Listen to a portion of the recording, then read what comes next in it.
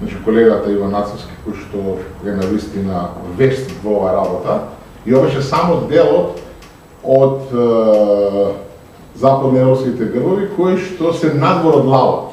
Значи, кога ставаме збор за латинските, има посебно една друга статија, кај што навистина, кој ќе собереме сите лавот е нешто кое што преовладува, но тоа е друга тема. Значи, кога зборуваме ние за грбовите на Македонија, до сега, да речеме, зборувавме за грбовите, она што Матковски го напишеме, грбовите на Македонија, односно за хералдиката илирска.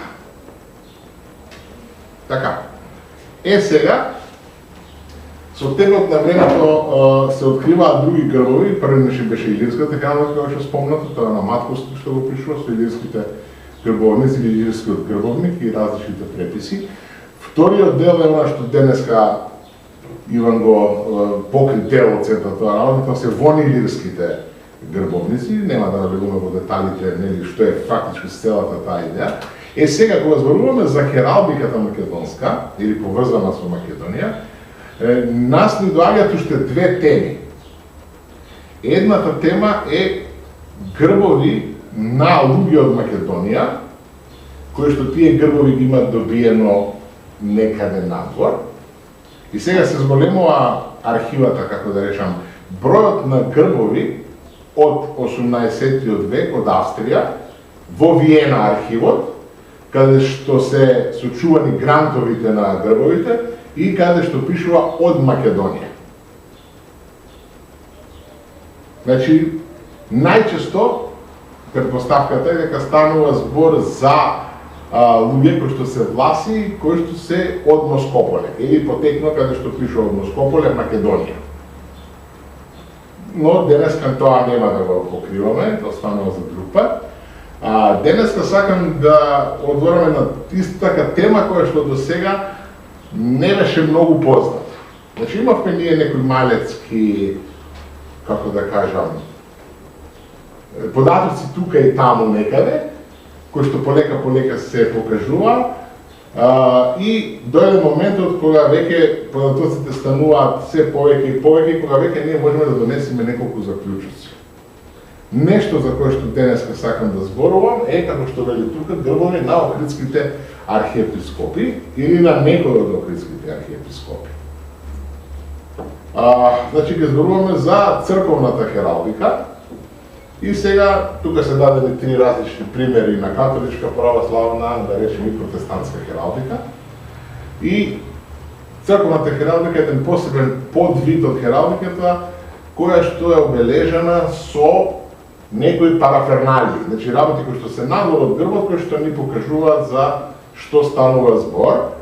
И по црковна хералдика, значи ни станува збор за грбови на цркви, епархии, разни други организацијски единици, но и за лица свештени, кои што се. Нешто што вредно е да се спомни, ова го знаеме, дека едно млад фалица, мислим на Римското царство горе. Долго време беше некаде на границата на источната и западна Римска империја или Римско царство. И нешто што може би е интересно да споменеме овдека е Солунскиот викаријат. Зашто станува збор?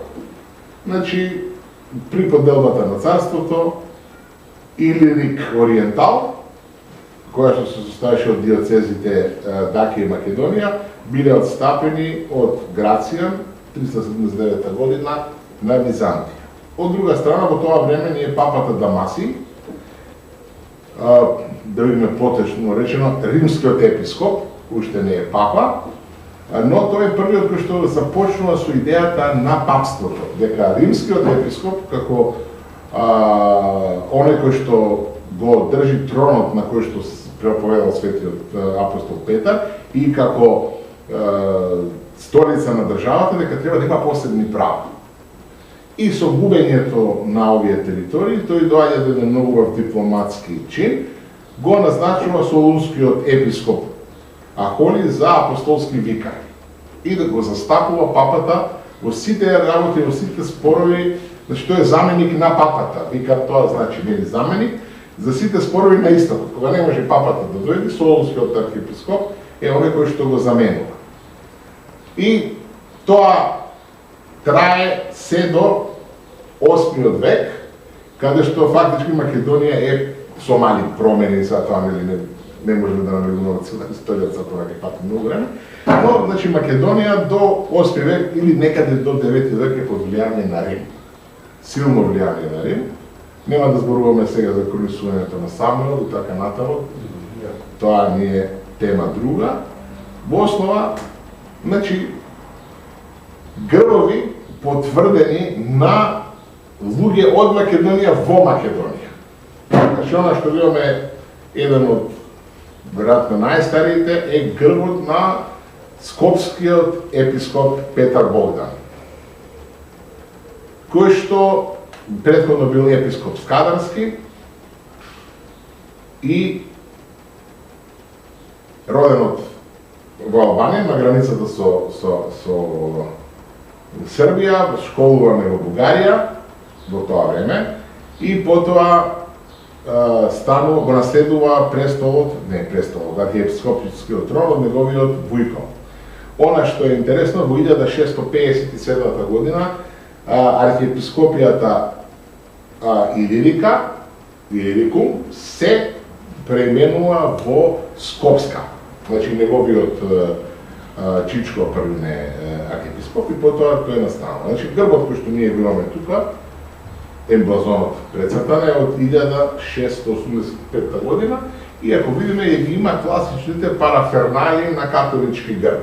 По што се познати, тоа е ова галеното, значи капата со овие пуфките од страна и во католичката хералдика бројот на пуфките и бојата ни го покажува статусот. Значи дали ќе биде една, дали ќе бидат 3, дали ќе бидат што доаѓа 6 или 10 и така натаму го укажува статусот. Значи ова не е еден грб кој што е осведочен и она што всушност нас сега ќе ни стане поинтересно, ќе само еден мал вовед за периодот за што станува збор, е светиот воен Константински ред на Свети Ѓорги.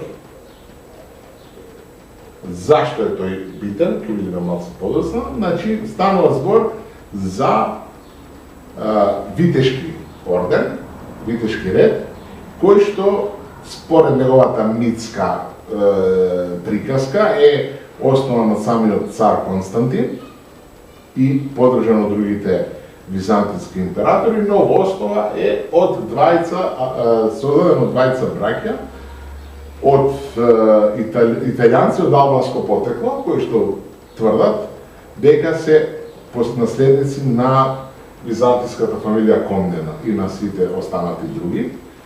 И тој ред е признан од Ватикан, од папата во 1545 година и меѓу многуте титули кои што тие ги имаат е и принц на Македонија.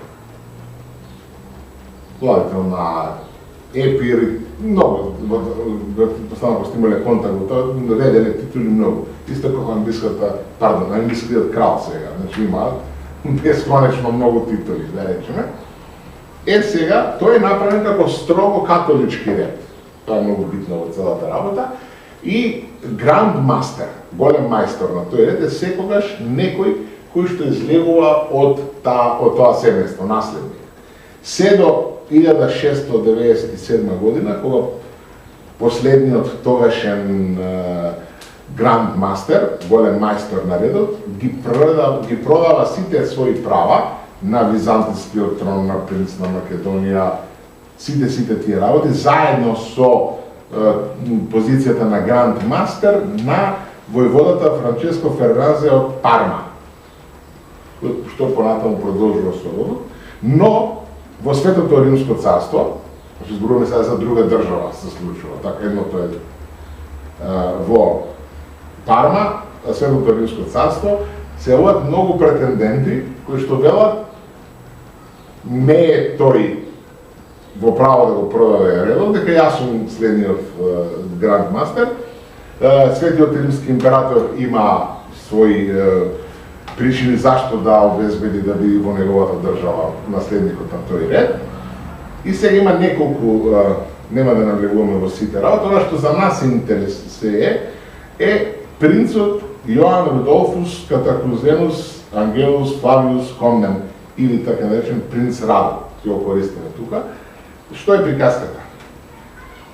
Значи, тој, според неколку автори, е веројатно еден од единствените наследници на византискиот трон, но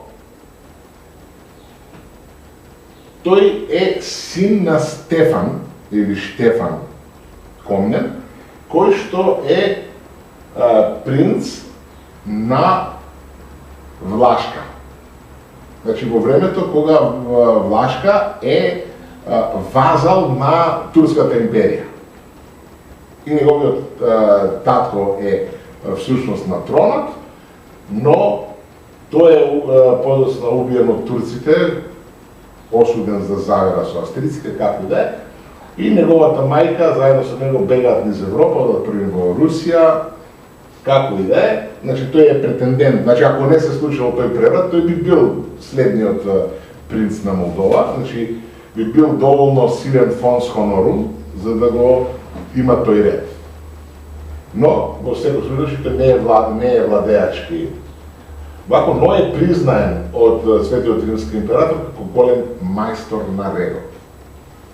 На Светиот воен Константински ред на Свети Ѓорги, името на редот е многу подолго, како што ги пишувале во сите тие работи. Она што за нас е најинтересно, тоа е Златната книга на тој ред, каде што има неколку грбови и каде што првата страница има нешто интересно за нас, е ова.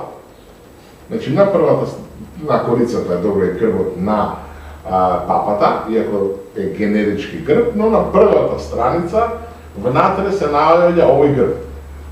И во текстот пишува Јоасаф IV, архиепископ на Јустинијана Прима, на цела Албанија, Македонија, Тесалија и првосвештеник на Илирија и врховниот голем водач на Константиниот ред, и продолжува натаму како што е. Ова Златна книга не е најкраткиот опис. Веројатно, ако сте се занимавале со средновековни избори, тие се наслови што траат.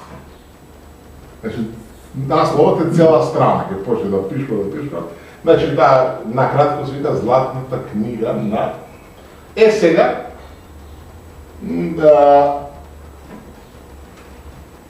Јоасаф IV во пописот на архиепископите на Охридска архиепископија нема, во пописот на католичките архиепископи исто така нема, но во истиот период со семејство се јава Јоасаф II, архиепископ Охридски. Што знаеме, роден 1660 година во Москополе, во богато семејство, учел, бил доста учен човек, станува 1760 епископ на Преспа, 709 на Корча, устоличен февруари 1719 година во Света Софија, Охрид. Оброил многу цркви, манастири и така натаму, почнал на 22 октомври 1745 година во Охрид. И Снегаров кажува, ова е последниот од големите охридски архиепископи. Значи, годината ни е 745-та, во последните 20 години се менуват 9 архиепископи. Значи, тоа до самото исклучување има голема промена. Некои од нив ниту една година не остануваат на престолот. Она што го знаеме, значи, индиректно, не директно за ова, во 18 век поради лошата финансиска состојба, архиепископите патуваат низ Европа за да побараат пари, најмногу или од папата или од Русија. И Јоасаф ние од 1719 го спомнав, архиепископ Охридски, што годината на запишана кога е овој грб доделен е 1718. И сега се поставува прашањето дали станува збор за реален грб, дали станува збор за човек кој што е реален, и она што нас највеќе не интересира, каков овој грб. Кога ќе го видиме вака, овој грб на што не подсетува, збораме типолошки. Надворот, да, католички е сосема, со една мала разлика, што жезлот е православен. Другата комплетна ситуација што има со кнежевската круна, со сите работи, тотално католички грб. Не, зборав само за полињата. Дали да подсеќа на нешто? Некој да доведе што се... Тебе мора да подсеќа, не се важи. Полињата на... Да, общо земена како ти положи. Таму грбот на Македонија. Лево. Не, зборуваме, значи, типолошко земе, значи овој грб составен од на друго место. А да е така. Сличен, значи општо типолошки. Зборуваме за нешто што си видел. Зборуваме за грбот на Душановото царство. Така, други се работите, други се, многу тој стил се. Значи имаме поле со 6 грба и имаме од скора двоглав орел. И сега си го поставуваме прашањето, и околу нели грбот нормално е герданот на Светиот Константинов ред на Свети Ѓорги. И сега си го поставуваме прашањето, ако овој доминионски грб составен од државите, односно од земјите, пардон, не од државите, кои би биле тие области? Она што е многу интересно е дека Јоасаф II Охридски живе во сосема истиот период како нашиот пријател Жефаровиќ. Жефаровиќ сигурно во својот живот престојувал во Охрид, некои од неговите како така наречени хартиени икони, значи да се резба кој што линорез, самосно не е линорез, него е бакрорез, кој што потоа тој ги печати, особено она на Свети Никола, што има многу релјефни елементи и символични елементи кои што не може да ги знае ако не бил таму. Значи ние сме сигурни дека имаме двајца луѓе, едниот е епископ, едниот е многу познат човек, постојат добри шанси тие двајца да се сретнале. И од друга страна, значи овој грбовник кој што е цртан, целиот овој грбовник се случува во Виена. Во истиот период, значи некако сите луѓе се наоѓаат на неколку места во слично време. Да сега не можеме да развиваме теории, не знаеме точно сигурно, дали Хитлер, Тито и Сталин, сега за сега, да, точно, дали јаделе во иста менза или нешто друго, но одиме понатаму.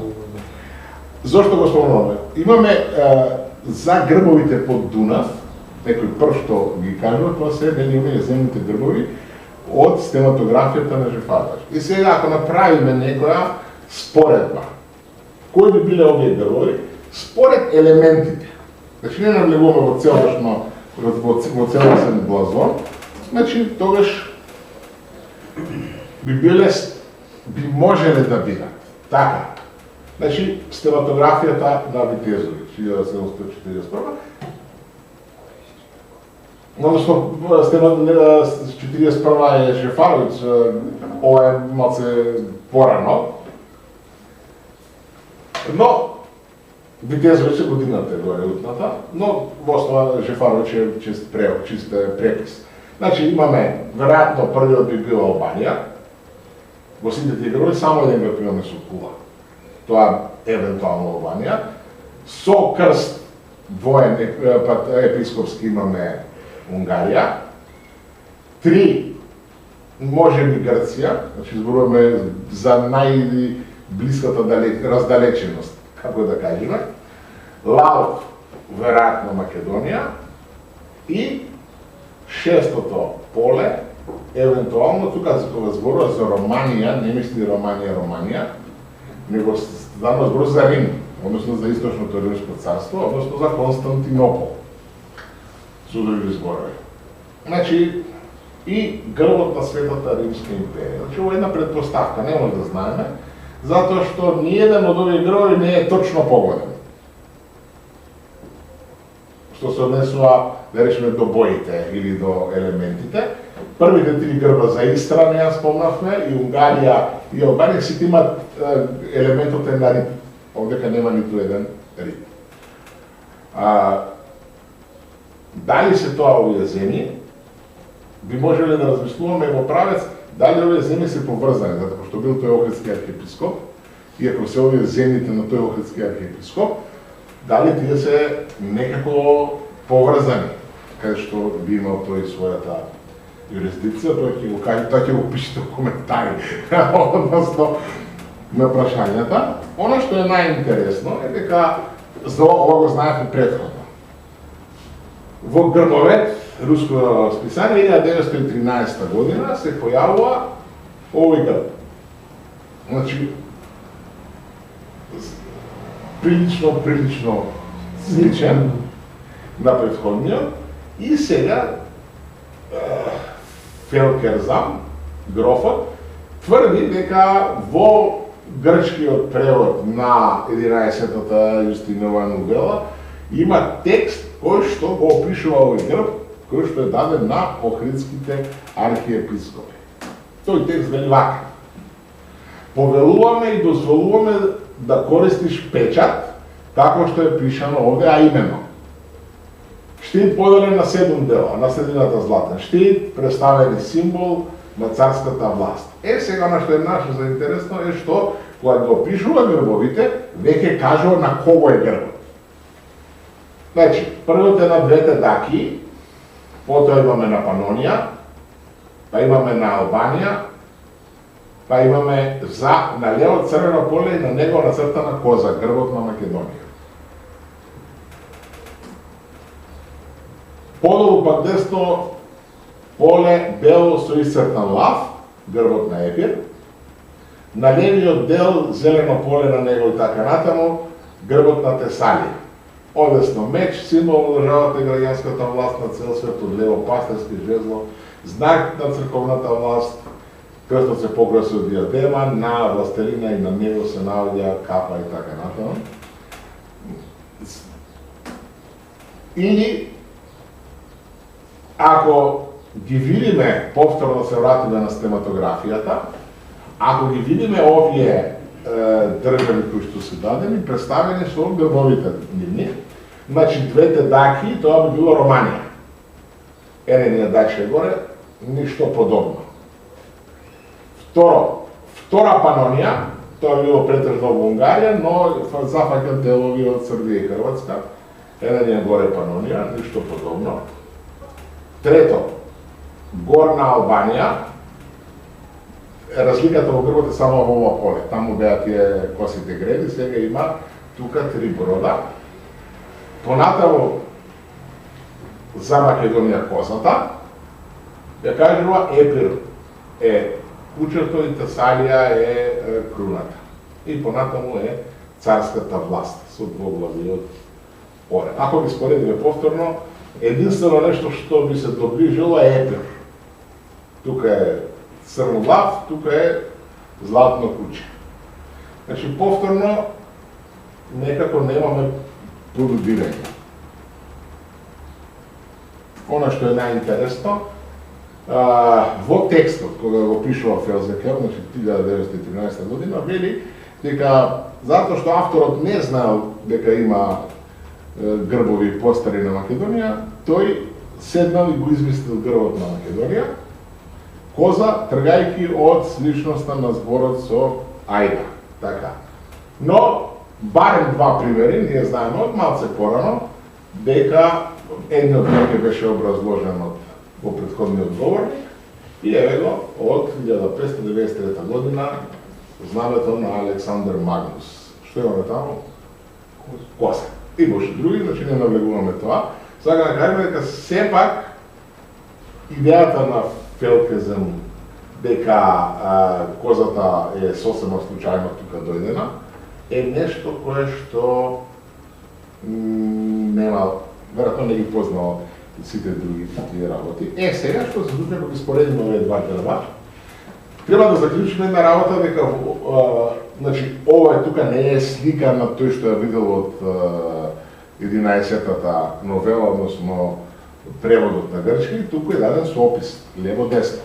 Очигледно дека тој што го цртал грбот, заборавил на фактот дека во хералдиката левата и десната страна се изместени. Затоа ако го свртиме грбот, ќе видиме дека работите си доаѓаат на место. Ене ни го мечат со тоа што жезлото овдека. Значи, ова станува збор за емблазон. Значи, не станува збор за фактички објект, него во однос на така деталниот опис е даден. И гледаме дека по линијата, освен, дури боите се, тука за разлика е само козата. Сега се постава прашањето, дали е ова реален грб? И што реален би значило?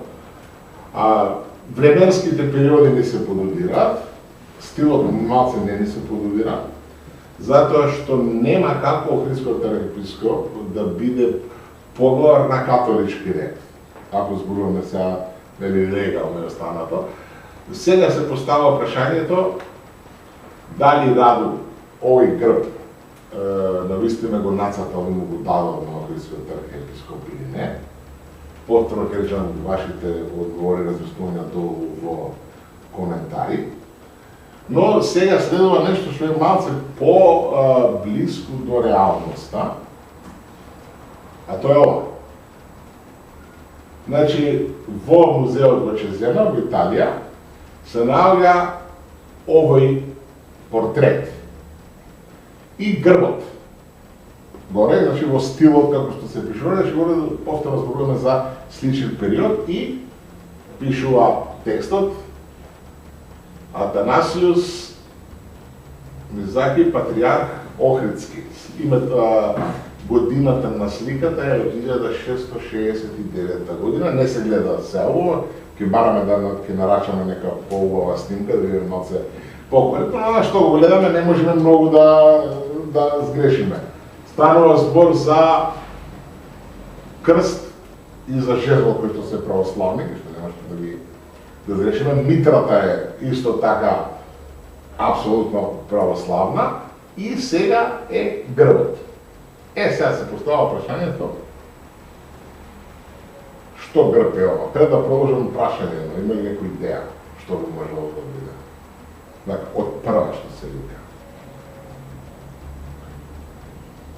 Ако се водиме од претходните грбови кои што личат на ова, претходните католички грбови што беа, тогаш пак е на царството. Друга идеја има некој?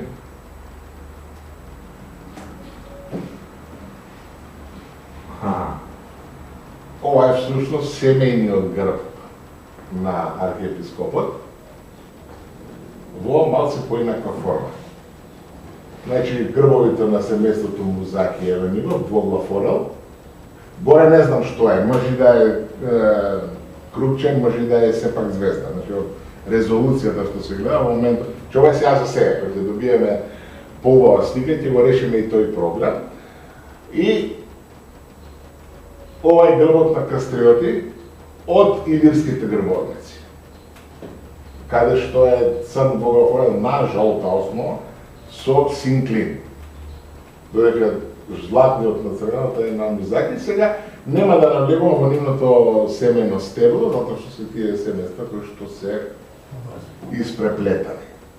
И, значи, ова ние веќе, како да кажеме, грб кој што не е документиран на портрет и кој што нема елементи на фантазија и кој што би бил многу логичен за грб кој што има, затоа што многу од грбовите на функција, основниот грб е семејниот грб, личниот грб, додека самата функција е дадена со надворешните елементи. И на крај ќе завршам со последниот таков црковен грб во Македонија. Тоа е грбот на Киро Стојанов, бискупот, скопски апостолски екзарх при поглед на католичката црква во Македонија, како и на католичката црква од источен обред. Значи, стилот е, разликата е само што место мечот, тука доаѓа католичкиот жезл. Православниот си останува, крвтот си останува, галерото останува, со тоа што ова галеро му фалат уште еден ред на, како се вика, на овие куфи, затоа што веќе е бископ. Значи, овој грб правен кој е малку пред да стане бископ. Значи, грбот е правен е него оригиналот, практично неговиот, кога некој пријател кој уште студирал или си го направил, ова е нашиот обид за хералдизација на истиот грб и отплика тука би завршил. Значи, со други зборови, наоѓаме и грбови потврдени од овој период на луѓе од Македонија и во Македонија. Колку и како користил грбот во Македонија ние немаме до сега се уште податоци, но овие се податоци дека всушност грбови имало.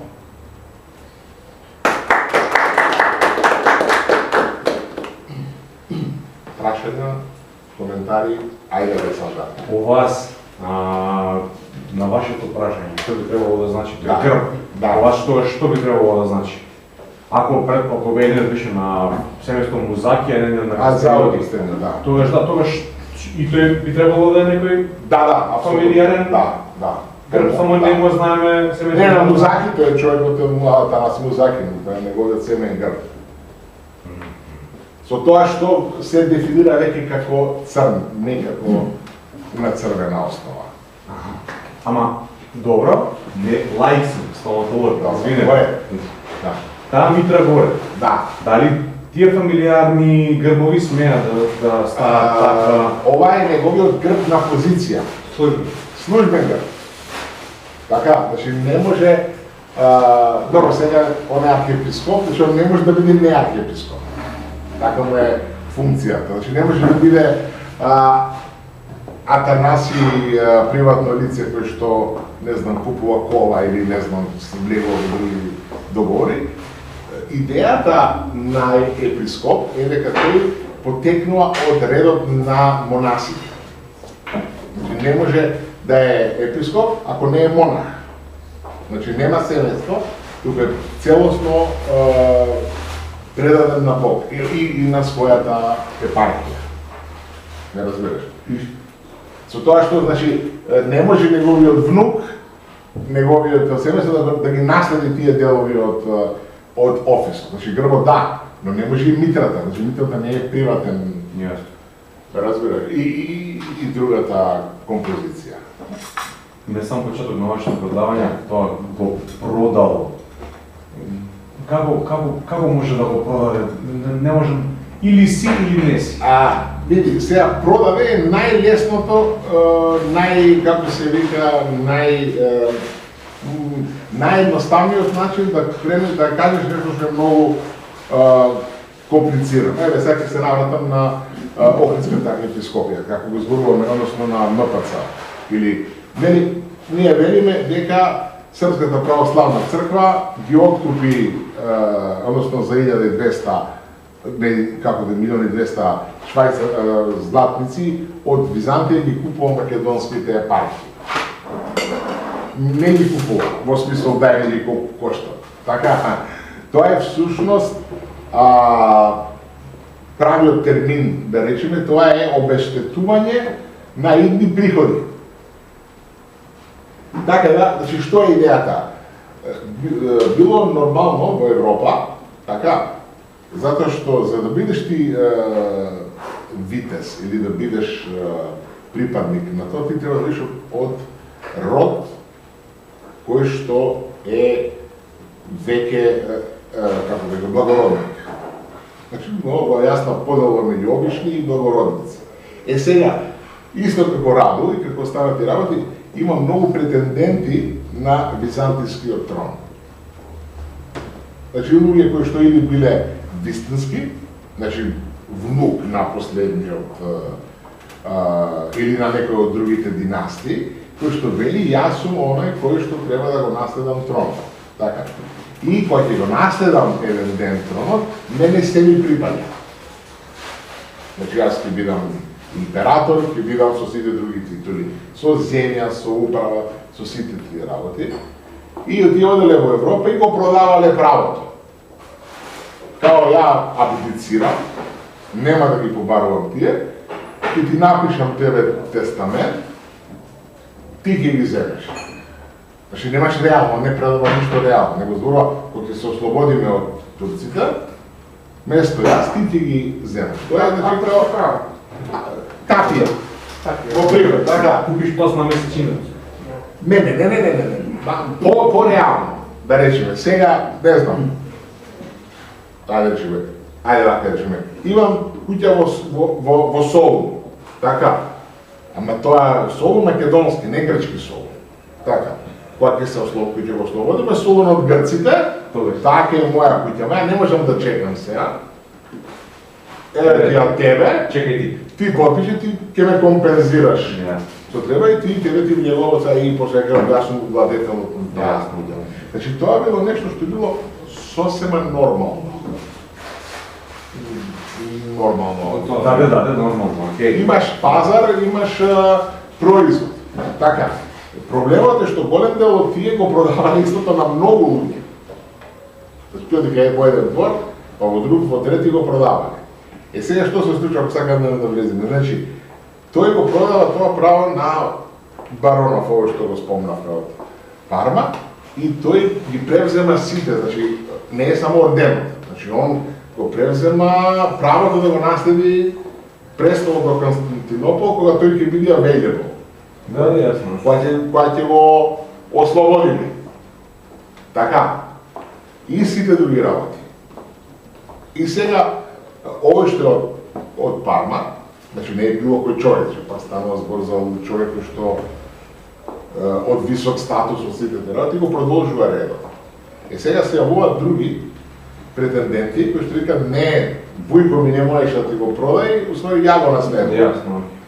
И сега има еден друг пред него, мислам пред нашиот Раду, Ласкарис се вика, кој што во основа нема врска, тој некој селанче од Италија, кој што си го менува презимето, за да личи на наследството, пошто тие нивните презимења се огромни. Значи Плантагенет, Ангелои, Комнени, Катакрузени, сите Бразилец. сите поред да ги направи, барат од папата да им подпише. Нели дека тие се тие, некои успеваат да го добијат, исто како го праќава што се на почетокот. Италијанците до албанско потекло, тие добиваат писмо од папата дека да, тие се наследниците. Значи папата ти даде писмо, нема што да докажуваш, тоа ти е извод од тапијата. Папата каже. Да.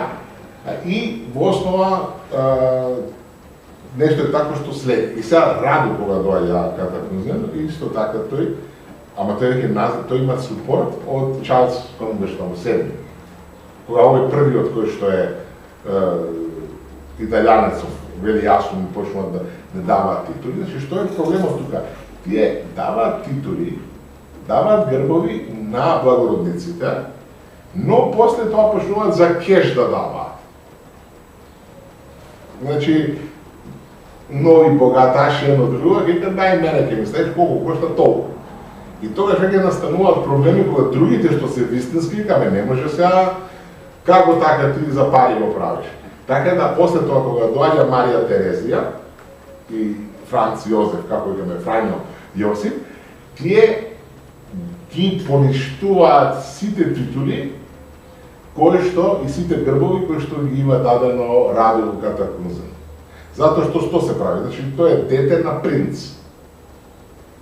Односно на владетел татко му научен во сите тие работи и после државниот удар и казна како тој побегнува во Русија и тој е научен да има. И сега нема. И што прават? Они одат по дворовите на другите и ка чека, јас сум тој земиме, најмиме за нешто друго. И сега да не ја кажуваме целата историја, тој успева да ги убеди и влегува како командант на Илирскиот полк. Нема врска со воено, ама во тоа време знае генералот дека сите виши команданти биле од благородничко потекло. И тоа било како ај зеви ќе обработиме партиските, тоа не го бива, ама наше е. Во цела варијанта и тој прави многу проблем што не се занимава со војничка работа, туку се занимава како да се го врати престолот. Се не може да се го врати, него како да добие ветување, дека ќе се ослободи престолот во Молдова, тој ќе се врати. И зајми пари во Виена, лажи, прави сиде, како што доаѓа целото и почнува него го брка 42 година, мислам дека беше, го брка, односно бега тој, кога почнуваат веќе луѓето да му доаѓаат на врата, абе парите, тоа што ми го вети, и он бега и умира во денешна Украина, тогашна Полска. Уште едно прашање само Ајде, Истрија. слободно. Истрија е Истра. Хрватска, ама во Истра. која територија би опатила? Истра. Истра, баш Истра полуострова, Истра, не Истра. Хрватска. Не. Истра. Значи Истра. Истра, полуострова. Ала. Прашања, коментари?